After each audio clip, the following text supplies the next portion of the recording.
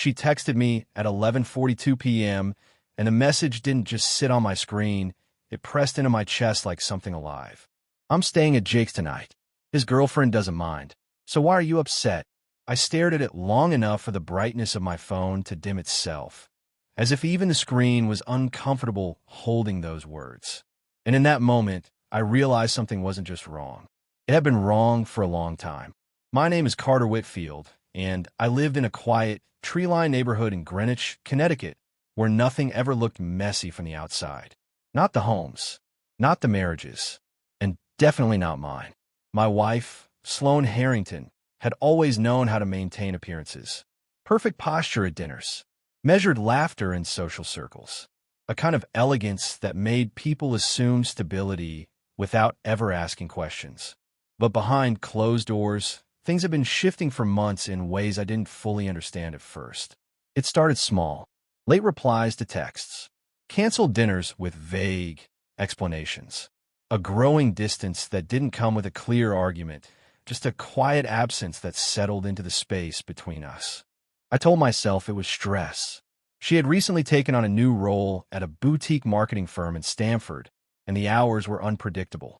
Or at least, that's what she said. And I believed her, not because the explanation made perfect sense, but because it was easier than confronting the alternative. The alternative required asking questions I wasn't ready to hear answers to. But that text, that one message, it didn't leave room for comfort. It forced something into the open that had been lingering just beneath the surface. I didn't reply immediately, not because I didn't know what to say, but because I suddenly realized that anything I said would reveal how little control I actually had over the situation. So instead, I placed my phone face down on the kitchen counter and stood there, listening to the quiet hum of the refrigerator like it might offer some kind of direction. Then I picked it back up, and I typed, "Since when is this normal?" 3 dots appeared almost instantly, then disappeared, then appeared again. Finally, her response came through. "You're overreacting, Carter. It's just a night. Jake and I are working late, and it makes more sense to stay." Working late, at his house, with his girlfriend apparently endorsing the arrangement, like it was some kind of social experiment I hadn't agreed to participate in. I read the message again and again, not because it changed, but because I kept hoping it would somehow feel less absurd the second time. It didn't. Instead, something inside me shifted. Not anger. Not yet. Something quieter. Something more dangerous. Clarity.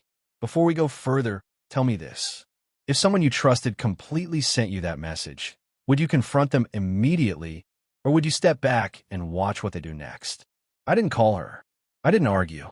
I didn't even send another text. Because for the first time in months, I stopped reacting, and I started observing. The next morning, she came home at 9:17 a.m. I noticed the time because I had been sitting in the living room, waiting without looking like I was waiting. She walked in like nothing had happened. No hositashchen, no explanation offered, just a calm, almost rehearsed normalcy that felt more unsettling than if she had walked in guilty. "Morning," she said, setting her bag down. I nodded. "Morning." She moved toward the kitchen, poured herself coffee, and leaned against the counter like this was any other day. And that's when I realized something that changed everything. She wasn't hiding. She was testing. Testing how much I would tolerate. Testing how far the line could move before I finally drew one. And the worst part was, up until that moment, I hadn't drawn one at all. That realization didn't make me louder. It made me quieter, because I understood something most people miss when they're hurt. The moment you react emotionally is often the moment you lose leverage. So instead of confronting her, I did something she didn't expect. I adapted. Over the next few days, I stopped asking where she was. Stopped checking in. Stopped trying to close the distance she had created. And in its place, I created space of my own. Not distance born from resentment. Distance born from intention. I shifted my schedule. Stayed later at my firm in Midtown. Reconnected with colleagues I had quietly drifted from over the years. I started investing energy back into parts of my life that didn't depend on her presence or approval. And slowly, something changed. Not in her. In me. The anxiety that used to sit in my chest began to loosen its grip. Because I realized I had been living in reaction to her choices instead of making my own. About a week later, she brought Jake up again. Casually. Too casually. "We're presenting together next month," she said, scrolling through her phone. "That's good," I replied, not looking up from my laptop. She paused, just slightly, long enough to notice the difference. Because she expected something else. A question. A reaction. Anything that confirmed I was still orbiting her decisions. But I wasn't. And that unsettled her more than any argument could have. 2 nights later, she sent another message. "I might stay late again. Don't wait up." I read it. And for the first time, I didn't feel that tightening in my chest. I didn't even ask where. I simply replied, "All right, that was it. No acquiescence, no curiosity, no emotional investment." And that's when the dynamic truly shifted. Because control in a relationship doesn't always come from confrontation. Sometimes it comes from withdrawal, from refusing to play a role someone else has assigned to you. A few days later, she confronted me. Not about Jake, about me. "You've been different," she said one evening, standing in the doorway of my office. I looked up.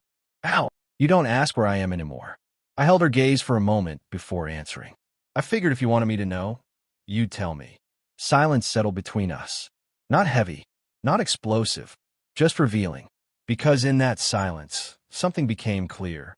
She didn't want freedom. She wanted freedom without consequences.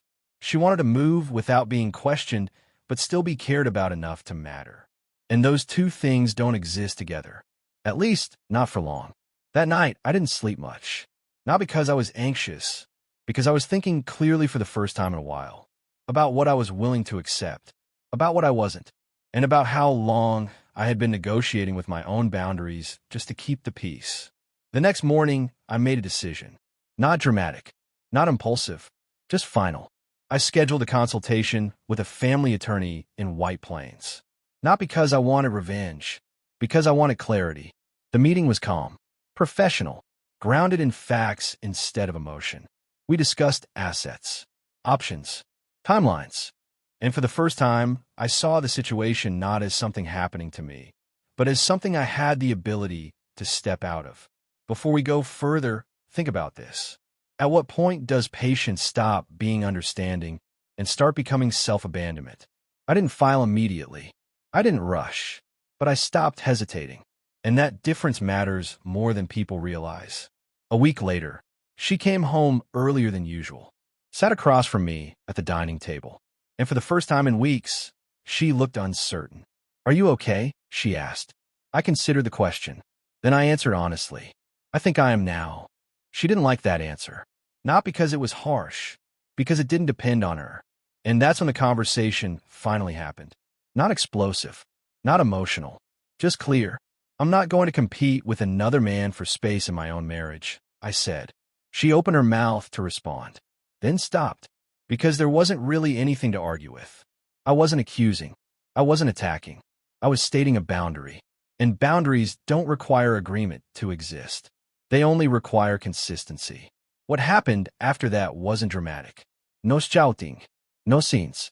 Just a quiet unraveling of something that had already been falling apart for a while. We moved into separate routines, separate conversations, eventually separate legal discussions. And through all of it, something stayed consistent. My clarity, not about her, about myself. Because in the end, the text she sent that night didn't just reveal what she was doing. It revealed what I had been ignoring.